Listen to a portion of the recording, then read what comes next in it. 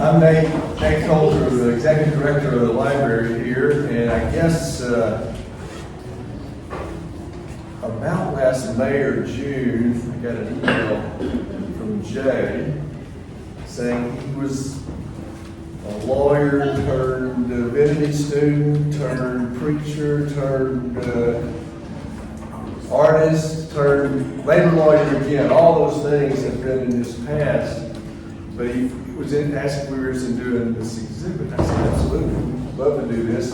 And we had lunch over here, we started talking about it. And I had read a book by a guy grew up in Arlington, Virginia. He had gone to the military academy, and he'd been a commissioned officer in the United States Army. His father had moved when this gentleman was in high school down in some town in Georgia, rural Georgia. His father was a coach at a private academy. And this guy was born on July the 3rd. He grew up not regretting he wasn't born on the 4th of July because he learned that that was Robert E. Lee's birthday, or had some connection to Lee, and he said he grew up steeped in all the praise and worship and adulation of the Confederacy of Lee. And then he goes to W&L, where Lee is in the chapel. There's not a divine figure. If you go into Lee Chapel, there's Robert E. Lee in repose up at the altar, he says. And then he goes to the military academy, and everywhere they name things after Lee, this person who violated his oath to the Constitution when he defected and joined the Confederacy. So he writes this book at about age 60 several years ago. We had him here last spring for the book festival 2 years ago, sort of rewriting all this history. And he says he went and got a textbook when he was growing up, and he somehow found it, as you've done, from his high school in Arlington, and he just excerpts things from it. And I was aghast, and then it dawned on me, I grew up in Nashville, Arkansas, that I was subjected to the same propaganda, the same distortion of history. And then I walk in downstairs today, and there's one of those textbooks. I can identify two of them. There are some people older in this room who told me they could identify some of the others. But it was still going on when I was a student in Nashville, Arkansas in the late 60s, early 70s. I got to Little Rock and as a lawyer in 1985, and everybody knew every lawyer knew the Youngdahl firm. And Jay didn't stick around here terribly long after I got back. He was destined for other things.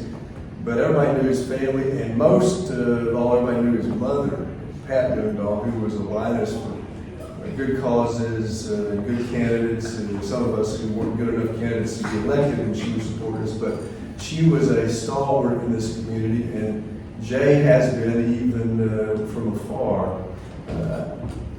One of his classmates at Hall High told me tonight that the only high school address he ever remembers, and he had 2 kids go to high school, he's had lots of friends, kids go to high school, he sat through a lot of high school commencement. The only one he can remember anything about was Jay Youngdahl, who was the class speaker at Hall High in 1970. So the library is basking in your reflected glory here, and we're just glad that you would put this exhibition together here. We look forward to having more people turn out. This is a great turnout. We're proud that you generated it, and we're just grateful that you want to do this for us. And hope you'll keep producing things and keep telling the truth about all those horribly misguided textbooks that lots and lots of us were subjected to. So, Jay, welcome. Thank you.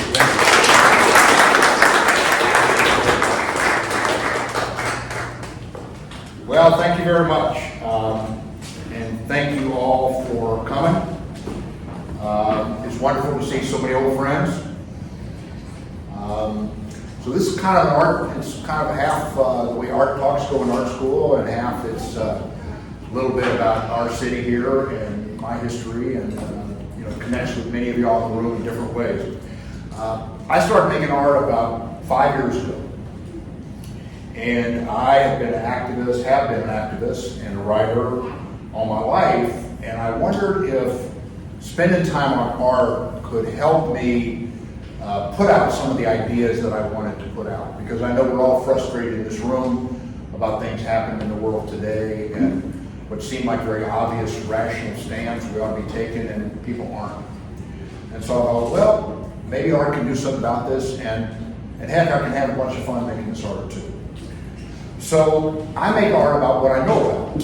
And I don't have any special artistic talent for sure. And I'm really kind of out of artistic mainstream, which is with folks that are much younger than I. But through a primary focus on textbooks, this exhibition really is my story. And it's my story as a middle-class white boy who grew up in Southwest Little Rock. And it talks about the scholastic treatment of racism and slavery that I was taught. Now, the most important thing I want to say today is, in this exhibition, I'm not speaking for anybody other than myself. I'm certainly not speaking for African American residents of Arkansas and Little Rock, past and present, for whom these events have a meaning that I can never personally feel. But before I want to go further and go into it, I need to make some acknowledgments. First, I want to thank people here from the library, Colin, Glenn, Nate, and others. They gave me this opportunity. I always like to thank all the folks who make the building as it does and clean the building, keep the air conditioning running and all that. And I want to thank the many, many Arkansans I spoke to in this. I spoke to residents, I spoke to artists, I spoke to historians, I spoke to archaeologists. Throughout the state, I tried to go deep. I interviewed the man who's currently incarcerated, Ujira Benjamin Lungaho, who is incarcerated for his activities during the protest over the killing of George Floyd. Second, I want to say that many think of art as a solitary activity, often from an individual talent. I don't think of it that way. I think of it as a collaboration of creative work. And I couldn't have done this without my collaborator, Nick Ferreira. Put your hand up there, Nick. I met at art school in Chicago. Nick's not only a fine fellow in all kinds of ways with wonderful politics, but he is an artist himself. And almost all the things in here, I couldn't have known how to make them without the knowledge from him and working together. And so how to display them, anyway, so all thanks to him. And finally, I want to do, which at first I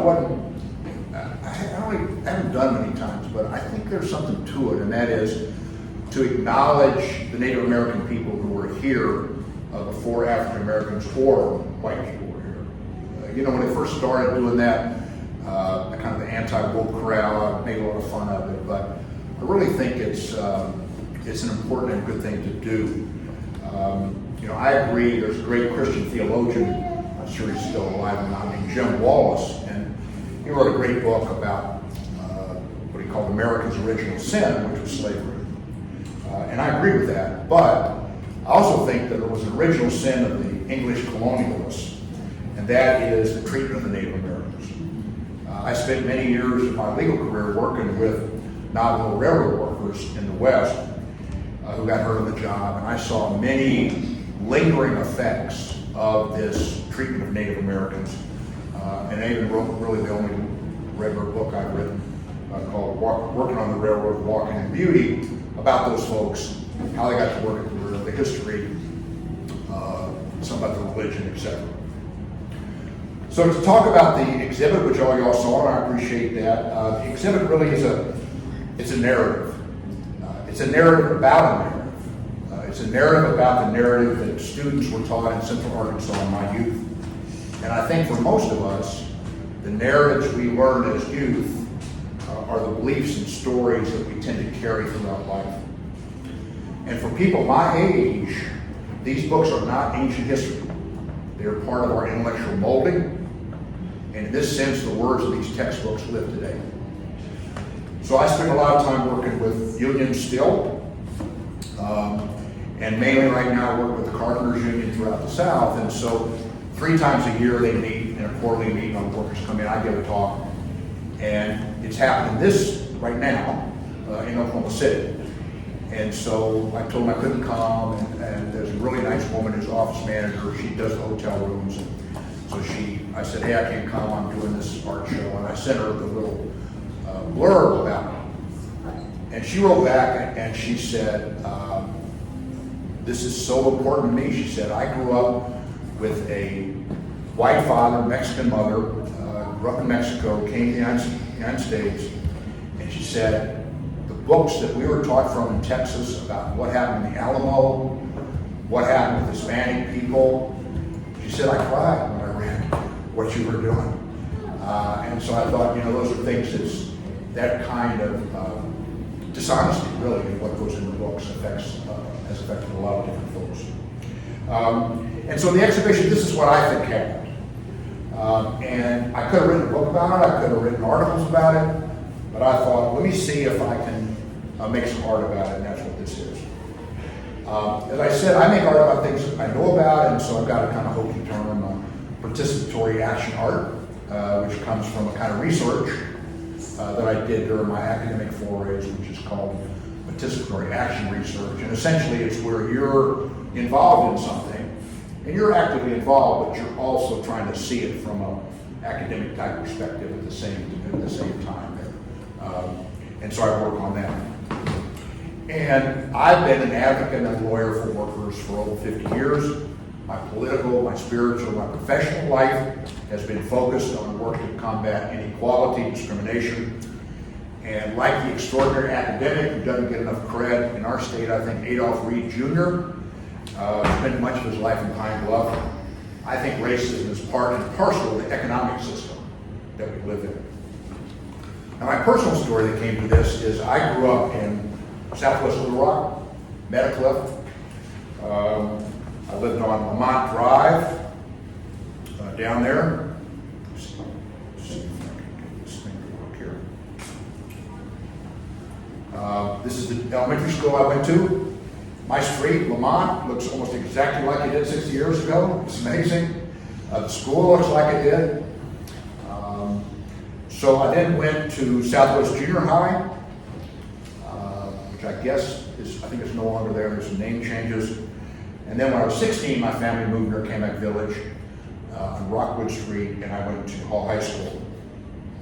And though, like Nate said, I've lived a lot of my life outside of Arkansas, I very much consider myself an Arkansan. And part of this, frankly, is when I'm outside the state, the people I interact with, and this happened when I first left a week after high school to go north to Ohio to go to school, is they consider me a Southern white man. And in the crowd that I run in, that's not a positive thing to be thought of, to put it that way. Let's just say it has generally negative connotations. And I didn't. Those are well ordered. They are well ordered. And yeah, if anybody has any questions anytime, just jump in. We're just talking. And identity is a super complicated topic right now, right? And I'm not talking on that, but I have a biracial niece, and so it's been interesting to me to see how she's dealt with identity. And what I've realized is that identity is both an inside and an outside. That is, it's how you think about yourself, but it's also how you're treated. And from those together, you kind of form that identity. I also think, speaking about Little Rock specifically, we've had some wonderful basketball players come from here, and one of them is Bobby Portis. And Bobby Portis went to my high school, and he has a little shirt company. I got a couple shirts, and my Colleen's husband gave me a shirt once, and but his theme is underdog, because he says if you're from Little Rock, you're an underdog. And I've always felt that way, because I went north. I basically dealt with people from the coast, and I always felt like I had to scrap a little harder, being from the South and being from Little Rock. And I always felt like an underdog, so I'm a big Portis fan, that kind of thing. What this show is really is a focus on textbooks through race, and a focus on race through textbooks. So we know that the years when I was in school from 58 to 70, they were unsettled years. They had the Central High crisis, the murder of Martin Luther King just down the road in Memphis, and national movements for civil rights. Issues of race were a constant part of life, not only, of course, for Little Rock's African-American community, but even for a middle-class white boy like me. And as my mother said, race is still an issue in essentially everything that happens in Little Rock today. In some ways, it's not. And in Little Rock's white community at the time, there was no middle ground. You were an integrationist or you were a segregationist. And yet, in my family, we're integrationists. And we're active in the events of the day. My mother, and thank you for Nate for mentioning her, who's still with us, was a member of the Women's Emergency Committee, did all kinds of different things. My father was a key strategist, along with the African American leaders on issues involving the school board and the other fights. And we had some family. We did similar things. We had an uncle we had a lot of Lutherans in my family, and one of them was a pastor of a Lutheran church in Omaha. And there is a documentary made called "A Time for Burning" about his efforts to try to integrate his church in in Omaha, and try to interact with the Black Lutheran community there. So we had that. And the genesis of the exhibition really was me thinking about walking by these Confederate statues and what it must be like knowing that your great-grandmother, great-grandfather were subject to the whims of the slave master in all parts of their lives. Because Confederate monuments are a notice to African Americans of their past, but instead of being apologetic, as they should be, the monuments and plaques are glorifications of the mistreatment. As my friend Nick says, they are specters that loom above, and I think that's right. Further genesis was in the later work that I've done over the last many decades. I've definitely seen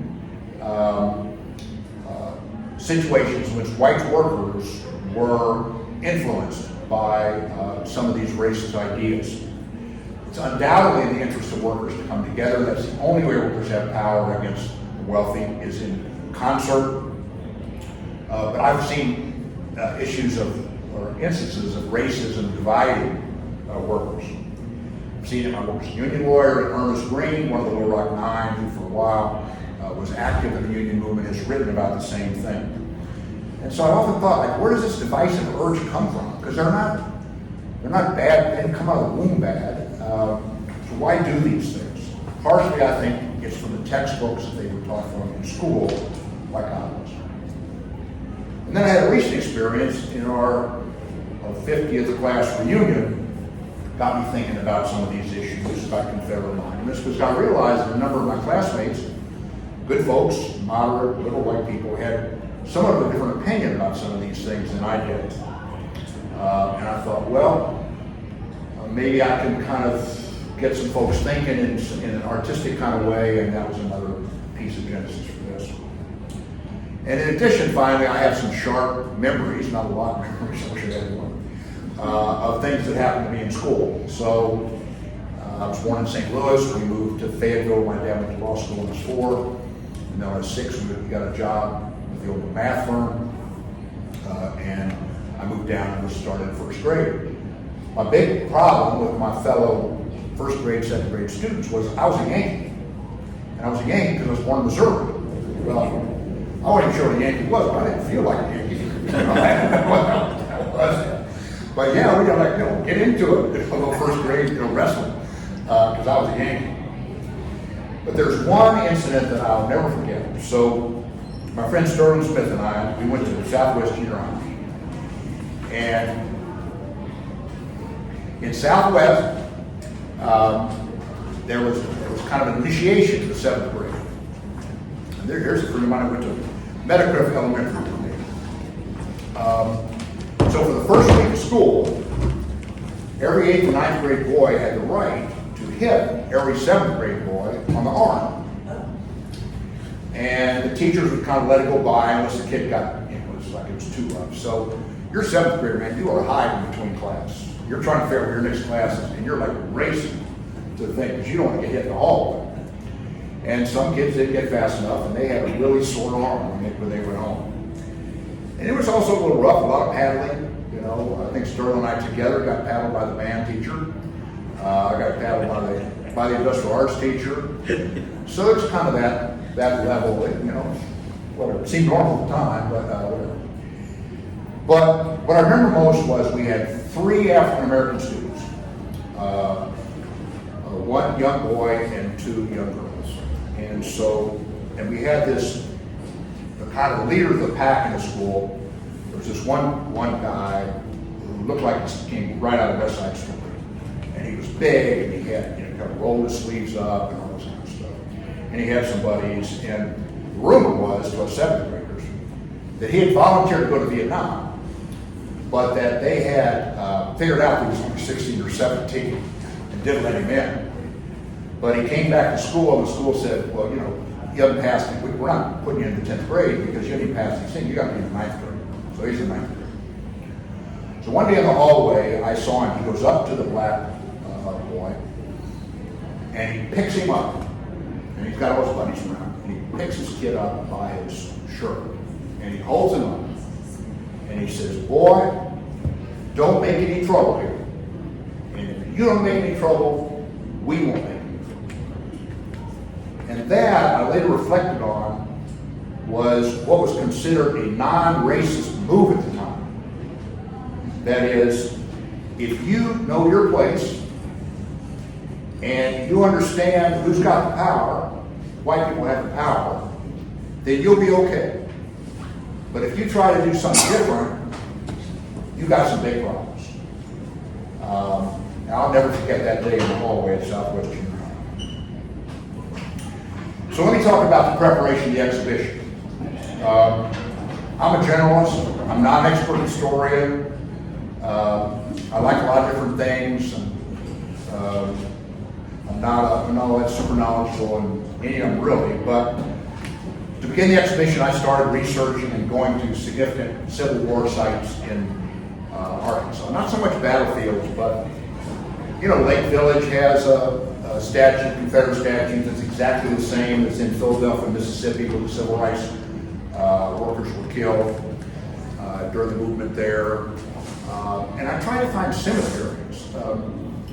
I never really thought about researching in cemeteries, but there's a lot there, and so I really worked hard to find cemeteries where slaves were buried, and it's very difficult to find. I have a couple pictures downstairs from a cemetery near Carlisle, and there's a historian here who's written some things about her belief that it was a slave, at least part of the cemetery was a place where slaves were buried.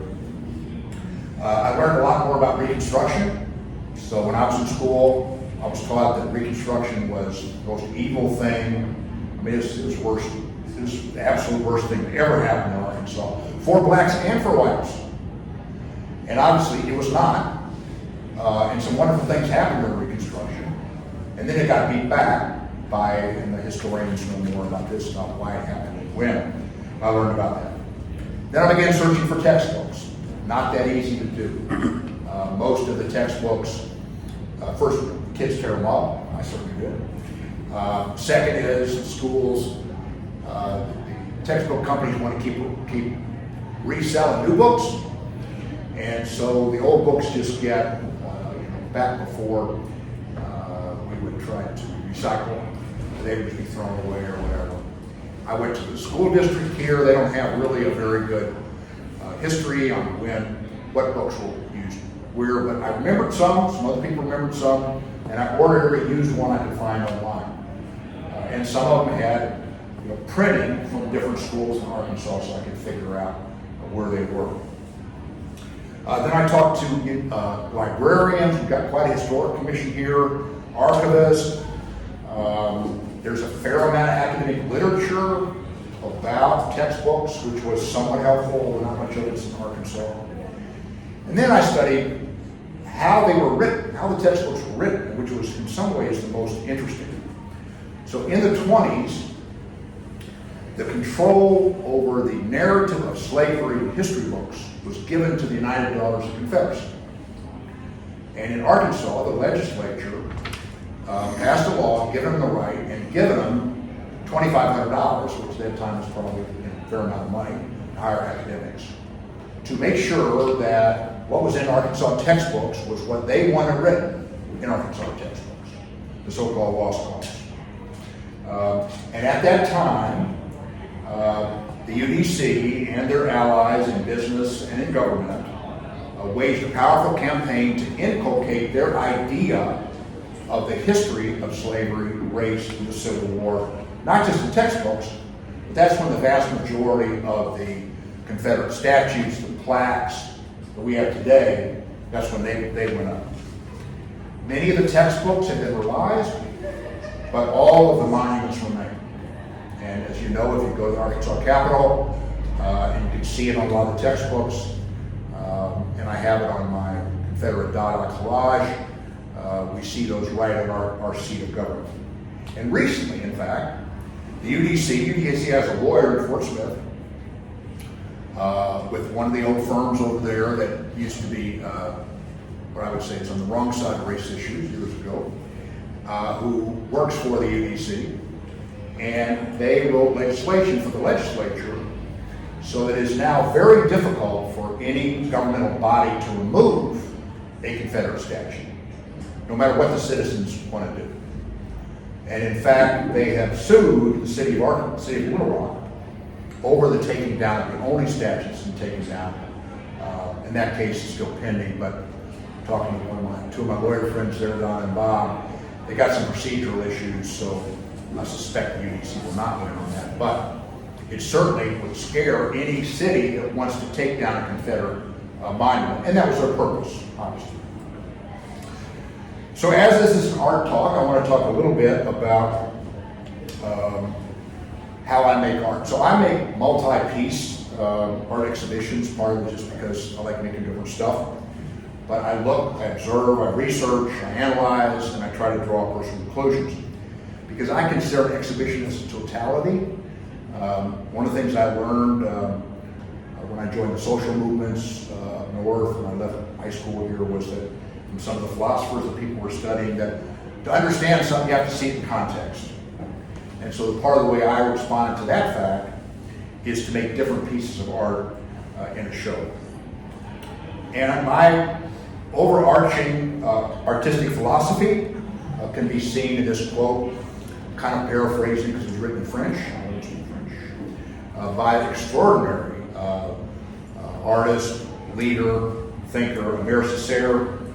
Justice stands at the gates of beauty, and beauty at the gates of justice. And that's kind of, if I had one sentence about what I try to do in art, that would be it. So one goal of my work is to present art in a way that engages the viewer. I want to make it interesting for people to look at. I want it to be interesting for me to make. I take images that contain beauty. If you go to art school and you say you want beautiful stuff, or whatever, that's not a real popular thing to say in art school necessarily, even though that's what most people like to see in art, frankly.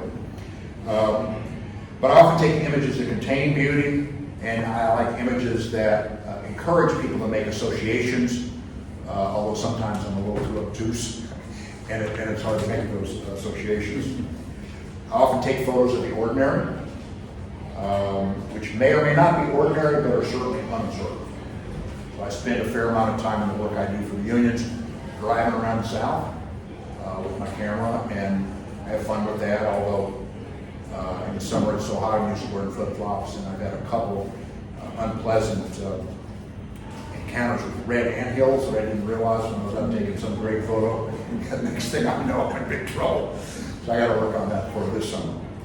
I primarily work in photography and collage. I enjoy referencing musical lyrics, as I think the association with a song can enrich an exhibit. And the title of this exhibition comes from a folk song written in 1964 by a guy named Tom Paxton, who wasn't that well known in Little Rock at the time, but it was made famous by Pete Seeger, who was well known. And happily today, this exhibition, and this is just kind of somewhat fortuitous, sits in a river of reconsideration of some issues of race. Let me just point out some. There's a wonderful exhibition by an African-American artist, Dawood Bey, at the Virginia Museum of Fine Art.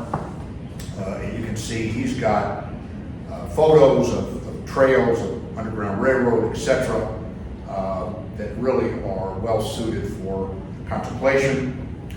I don't know if any of y'all have been to Montgomery to see the Legacy Project. Lily and I, my partner, we went there on the way up. It was started by a civil rights lawyer And there's 3 big buildings in Montgomery. There's a big sculpture garden, and there's a building which is kind of conceptual, but extraordinarily moving about African American life, and they've really, in the eyes and had some money to do some really fun things. So if you're ever through there, definitely want to see that. And then finally, I have a former art professor, Hamza Walker, who's kind of a big art guy in Los Angeles, and he has raised money to do a show that starts next year called Monuments. And he's a persuasive fellow, and he's gone around to all the towns in which they've taken down monuments and asked them if he could have them. And he's gotten the money to take the monuments and ship them to Los Angeles. So Richmond, he's got several from Richmond. And then he's worked with his co-curator, Carol Walker, who's probably the most famous African-American sculptor today. And for each of these monuments, they've asked an African-American sculptor to make essentially, I think it's going to be kind of an anti-monument or a counter-monument or a monument conversation or something. And they're going to sit together. And that's going to open sometime in 2025. And there are white people who are doing some things. The former New York Times reporter, Hal Raines, just wrote a great book about there are parts of the South that were not Confederate. Parts of North Alabama, for example, where there are hill people. And one of the things about the Civil War is that, like all wars, the wealthy were the ones who kind of benefited, but the workers were the ones who fought. And that was true on the side of the South as well. And in northern Alabama, there were a bunch of folks who were like, we're not interested in dying for the plantation owners in our South Alabama, so we're not doing it. And some of them even joined the Union Army, and his book is But when you talk about these things, you got to talk about the South. And, what is the South? And when I first went north, I had a really hard time trying to explain what the South was like, and especially to folks who just knew the often mostly true northern tropes about what happens in the South. But it is complicated, and the South means a lot of things today. Extraordinary variety. The union I work for goes from Texas all the way to North Carolina. Well, there's a lot of differences in the South between Texas and North Carolina. We have an extraordinarily diversified demographic. One of the untold stories about the South really is the number of Hispanic folks that live here and the hidden nature of a lot of their life, because a lot of folks have just decided if they really get involved, they're all going to be told they're immigrants and they got to leave and all this kind of stuff. So in many parts of the South, there are large Hispanic communities that essentially eat themselves. But the South is changing in that kind of way. But there are many elements of common history, and I picked the quotes I picked from Martin Luther King, which are on the mirrors on the sculpture. They are ones that I picked out as a letter from the Birmingham jail, which I thought could apply to Little Rock, certainly back then and possibly today. The South itself and the Confederacy itself, for those whites who try to exalt the Confederacy, the South is an imagined, emotional community evoking the good old days. For the wealthy industrialists, it remains the place in the U.S. in which they have the best success pitting workers against each other, allowing the lowest wages and the most docile workforce. We're seeing some fight backs on that by the auto workers around the area, but it's still the same thing. It's where you can make the most money and where you have the best governmental backing to do whatever you want in your particular factory. And as we know, we all know, in public education is the place in which current politicians are making the most headway in altering visions of history. But the South, of course, is more, and let me just mention one example in our state. After Reconstruction, poor white and black farmers became sharecroppers, tenant farmers. And in spite of the efforts of these plantation owners, whites and blacks worked together. It was an extraordinary diverse movement with common equality among these workers. And the most important historical monument to those folks in the United States is in Tyronza, Arkansas. And there was the headquarters of the Southern Tenant Farmers Union. And it was headed by a guy named H.L. Mitchell. And ASU at some point agreed to pay to keep it going. And it's small, but it's a fun place to go. And I was fortunate enough to work with Mr. Mitchell. When I was 16, he did a project down in southern Louisiana. And we to try to gather information to increase the wages for the African-American sugarcane workers who were still living in the houses on the plantations and been built for slaves 100 years ago. During that time, I was arrested a couple times, once with my buddy Sterling here, although that was because Sterling made an improper gesture to somebody who turned out to be an undercover police officer. And so that got us taken to the Who's Gal, but we got it. So let me talk about the pieces. The first one, and essentially the centerpiece, is the monument. And I call this the Memorial to Marchers and Protesters, Guardians of Freedom, 1963 and 2020. The green box at the bottom is a reference to the current resting place of the one monument that's been taken down in Little Rock, which was called Memorial to Company A, Capitol Guards. And it sat just outside the Military Museum there in MacArthur Park. During the George Floyd struggle, there was a lot of activity. It was spray painted, and the mayor made a decision that he didn't want it to be a focus of fighting, and so we hired a contractor. It got taken to pieces, and it got moved to a building in Southwest Little Rock where the Little Rock Parks Department keeps their mowers and things like that. I was able to get access to it. And so this is what it looks like from the outside.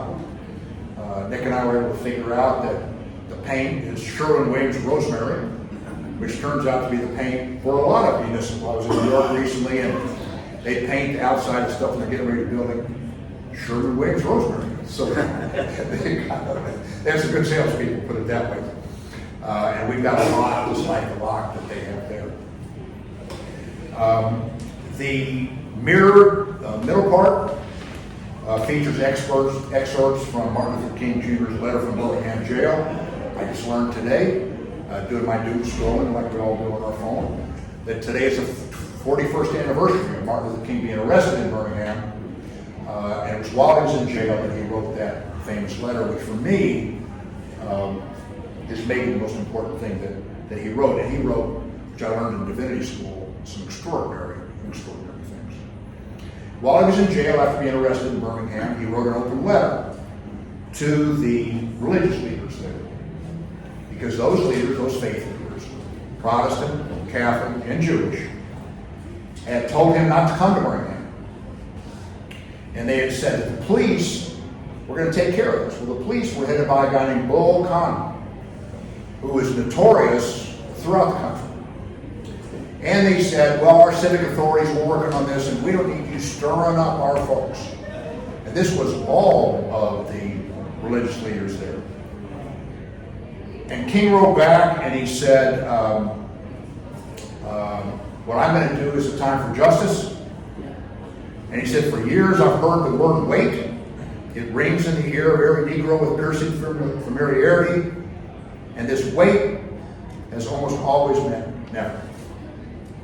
So engraved on the sides of the mirrors downstairs are 4 of the quotes that are from that I think resonate here. And my purpose is for people to see themselves in the mirror while they're reading that and reflect upon themselves and those quotes. At the top of the mirror box is a cluster of crystals sourced from Arkansas. When I was a kid, probably like a lot of y'all, I had a little sack of crystals that I got when I went down to Hot Springs for vacation. and I really enjoyed and they were in like a little deerskin pouch, and I may still have that in my house, I don't even know. But interesting for this exhibition, so I went down there and I thought, I want to give this a little Arkansas flavor. I got some Little Rock. So I said, I'm going to go down there and get a crystal. Well, I see all these dark crystals, and I didn't know much about dark crystals. Well, it turns out that, and I ended up putting one up. It turns out that the dark crystals are light crystals that have been subject to radiation and heat, which can take it up to 550 degrees, which turns the crystal dark. And for me, that felt like the pressure that African American people in our state have had to endure, which goes on top of what everybody has to endure in life. And that was the reason I chose that particular crystal. The mine was constructed by Nick and myself, and I'm proud to say the woodwork was done by a local fellow I've worked with for many years named Lynn Squires. Lynn Squires is a longtime member of the Carpenter Union local here, local 690. And there's a professor at Fayetteville, Michael Pierce, who's written a lot about, really dug into what happened during this period here in Little Rock. And one of the kind of tropes about what happened during Central High, it somewhat comes from the photos of the white students with these ugly ass faces and the kind of majestic Little Rock Nine walking in. That this was, the pushback was from working class whites.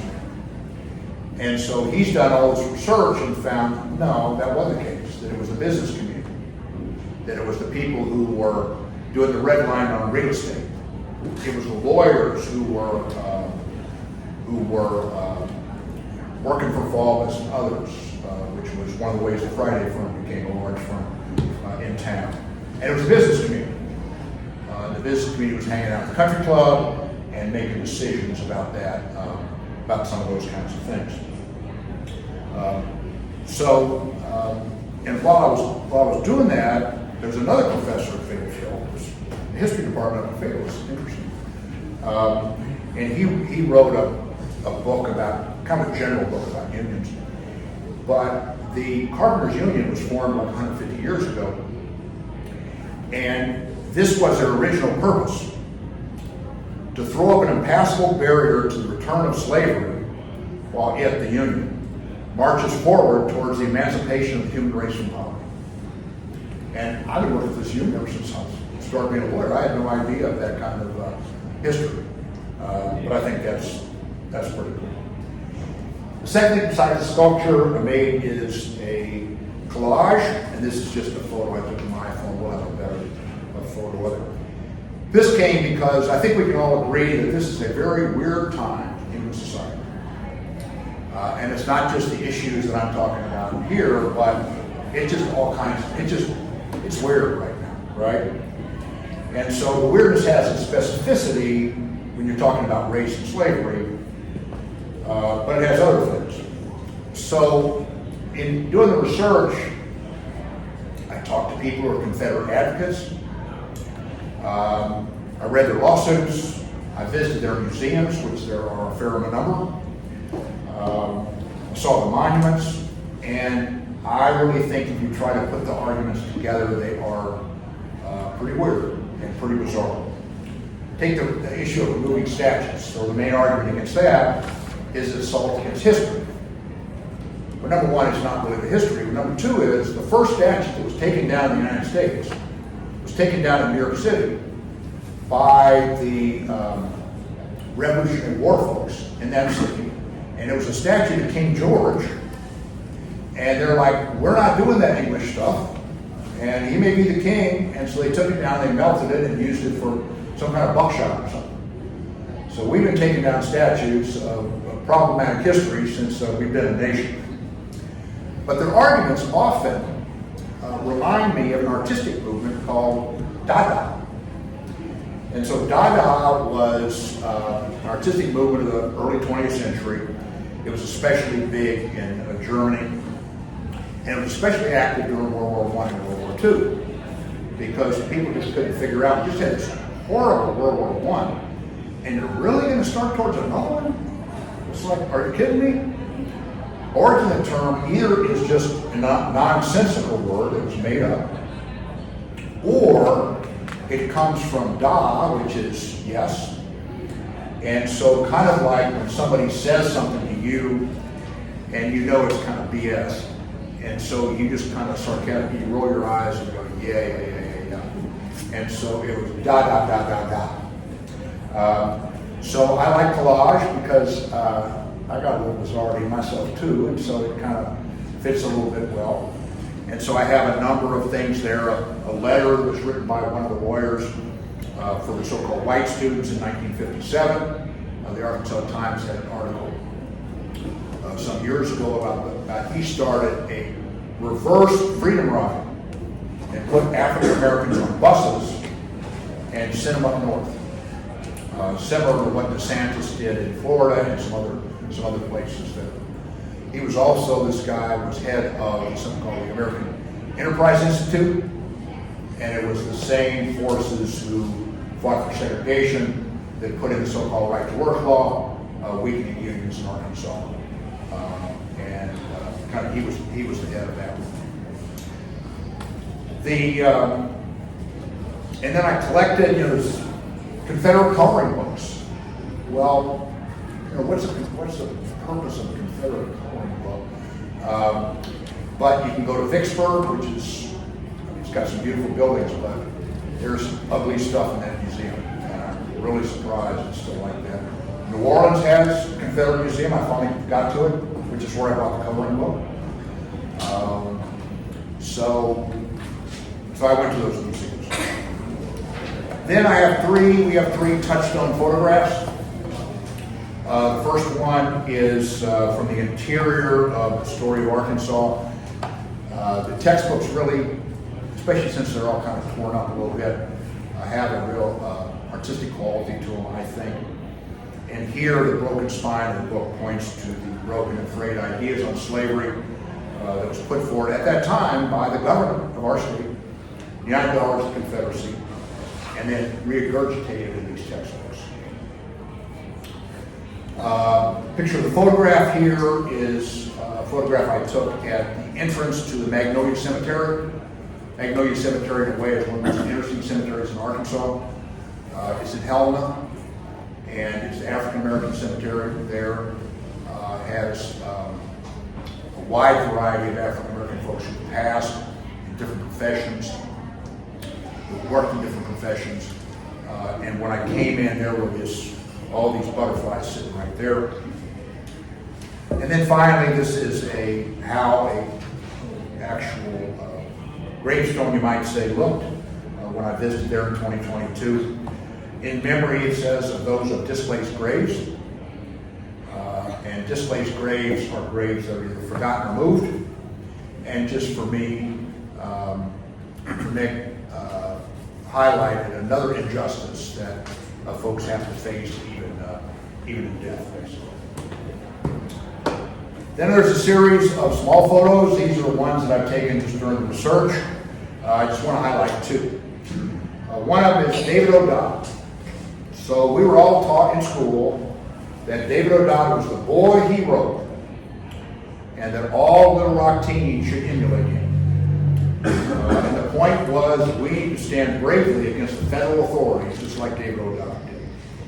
Today, if you go around Little Rock and you make a list of the number of things that are named Dodd, it's more even than the number of things named after Clinton.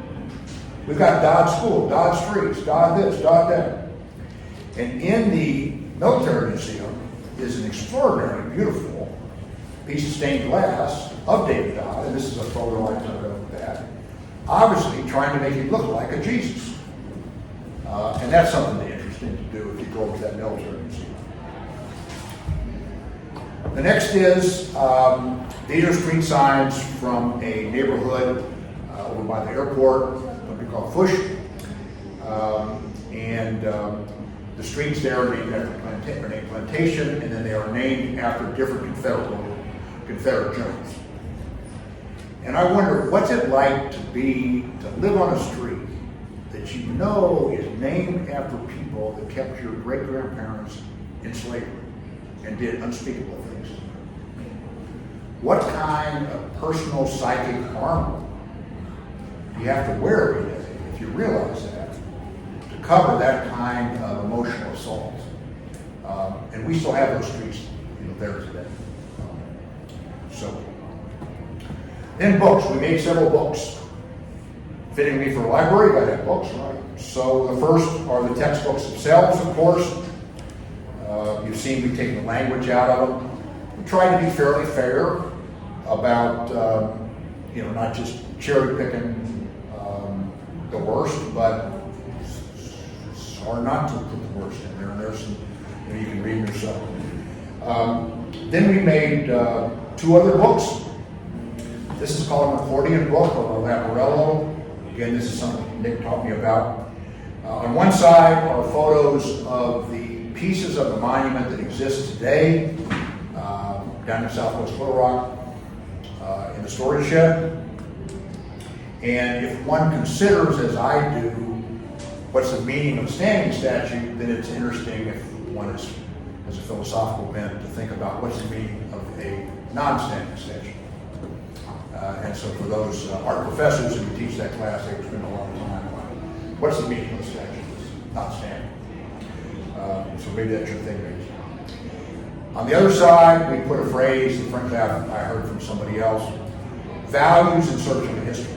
Because I really think that that's what's happening in here is that there was a set of values, and then a history was, some of the facts are correct, some aren't.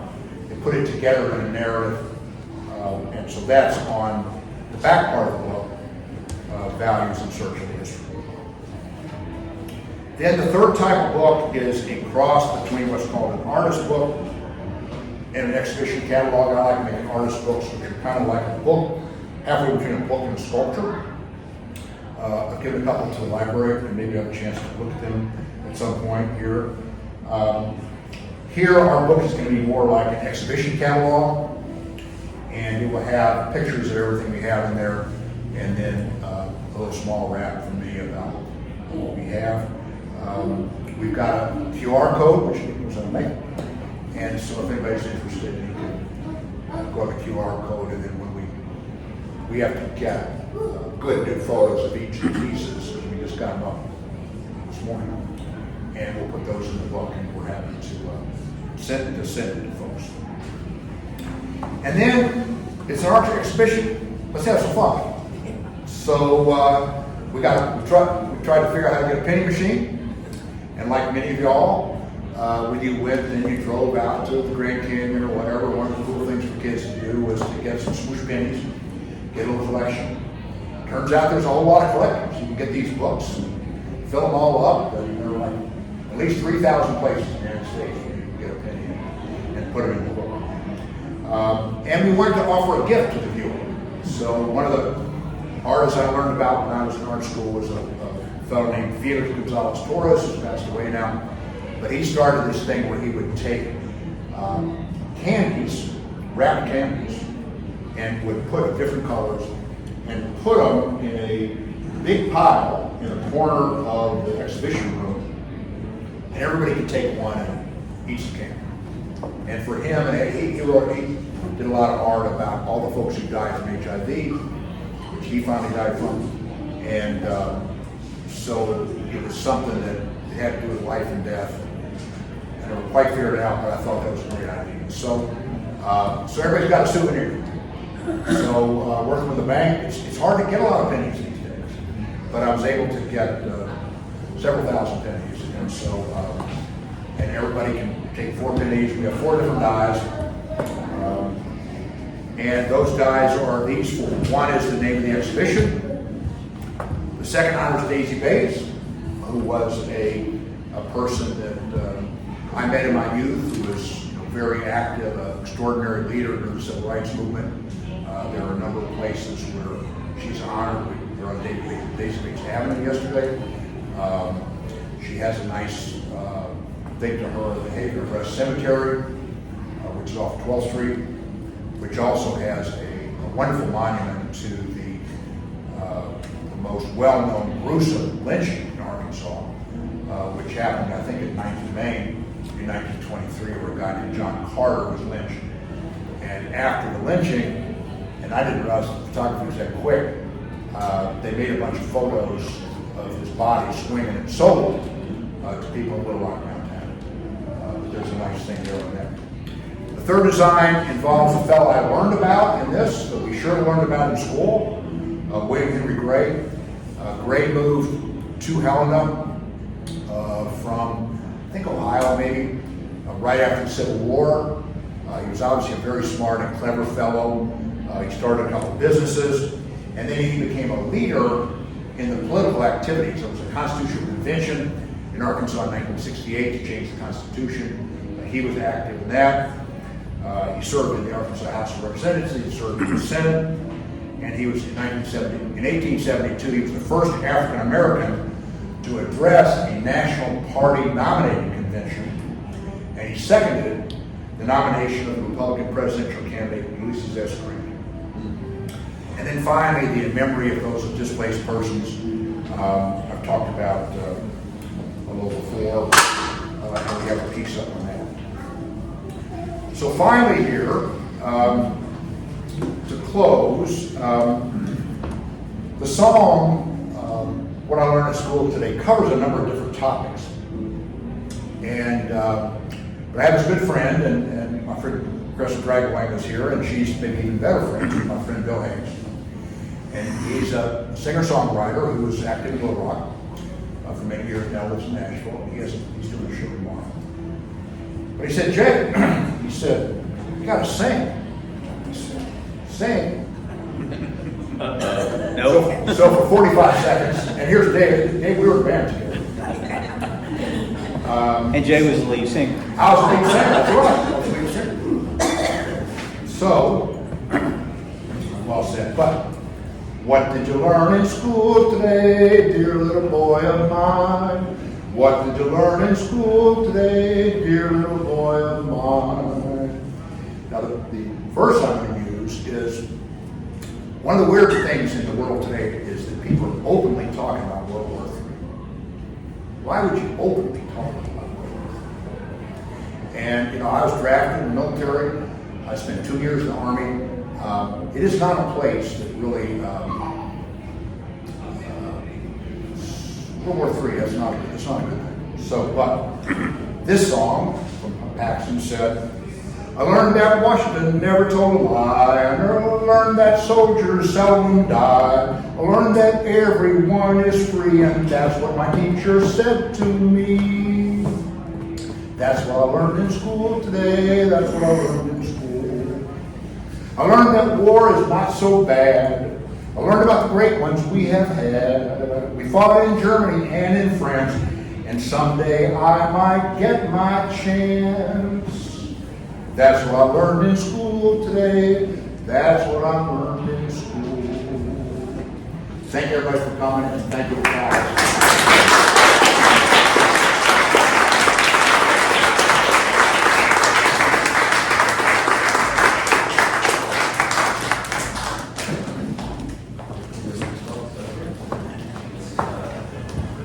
Let's give Jay one more round of applause. Right, Jay.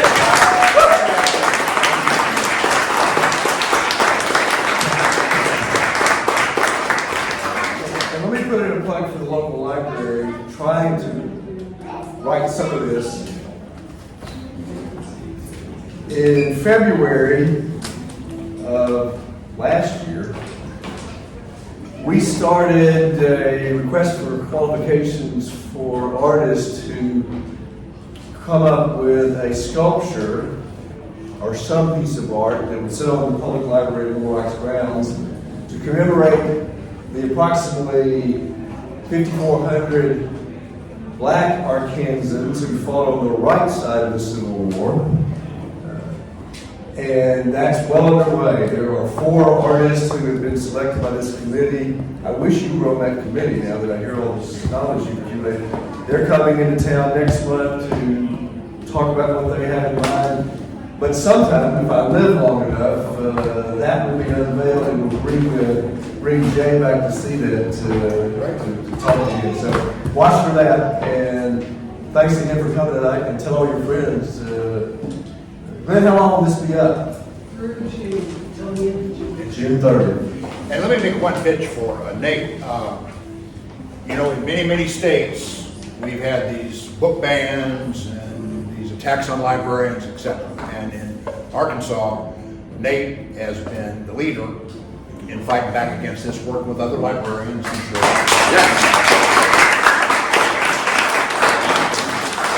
that's the beautiful thing. And the law works in mysterious ways, but we wish him a whole lot of luck. When I came to the library director 8 years ago, I was a lawyer. I never worked a day in my life in a library.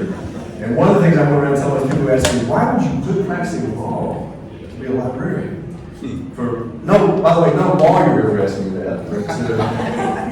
But I said, well, you know, the library is this wonderful place that everybody loves. It transcends all of the religion and our culture. Nobody dismisses or rejects the library. It's just this great place. Well, that didn't age well, as they say. Thank you, Jeff.